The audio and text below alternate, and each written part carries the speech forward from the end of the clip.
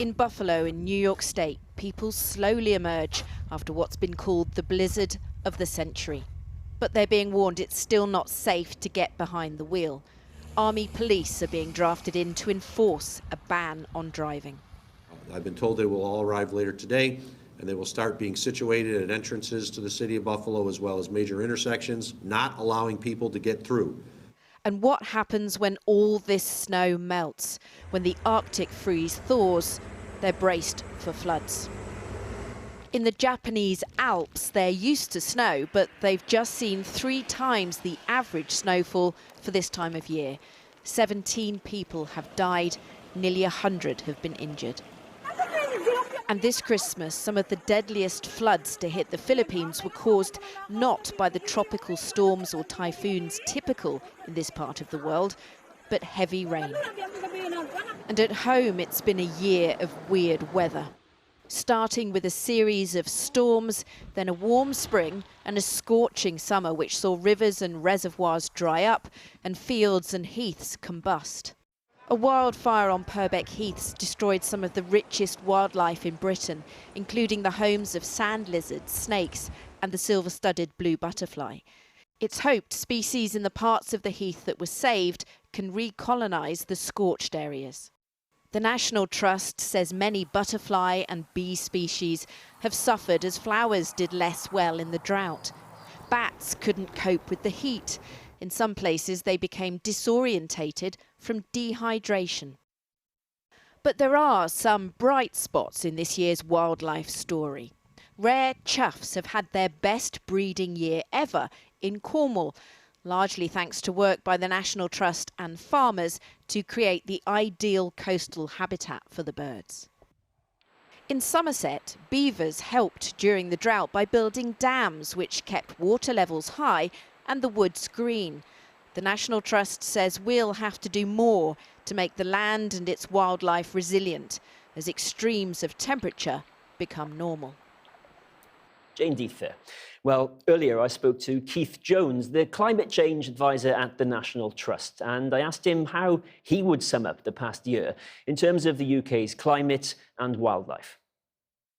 Challenging, I suppose, is one of the words I'd use. We've always had extreme weather, but the whole lot concertinaed into a year.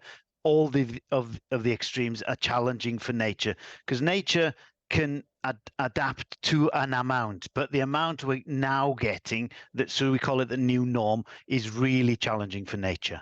What was the cost of those alarming temperatures that we saw over the summer?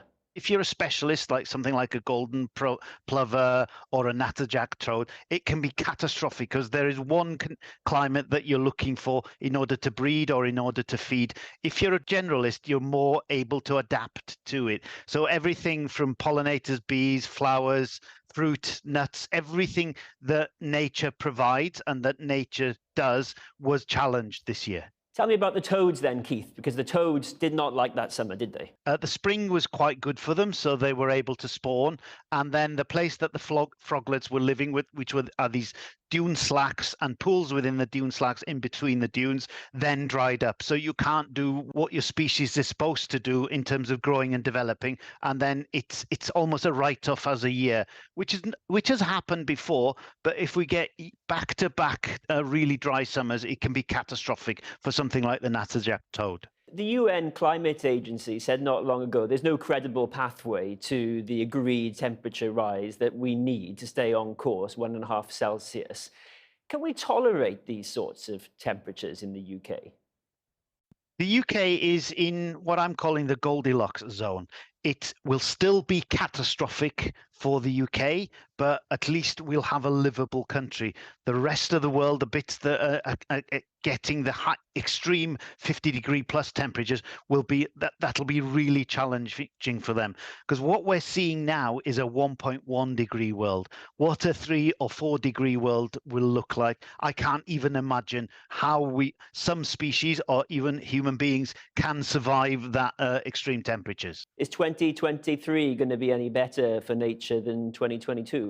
According to the Met Office a couple of weeks ago, 2023 at the moment has all the ingredients of being an even hotter year. So what concerns you about what's to come?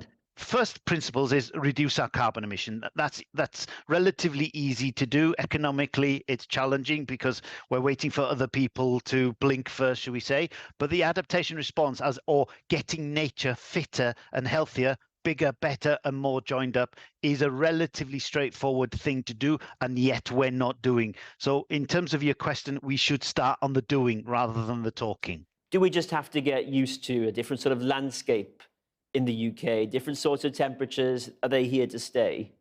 Because we've got 1.1 degrees hard baked into the system, we will not go cooler. So we have to deal with what we have and hope that the future doesn't get hotter if we reduce our carbon emissions.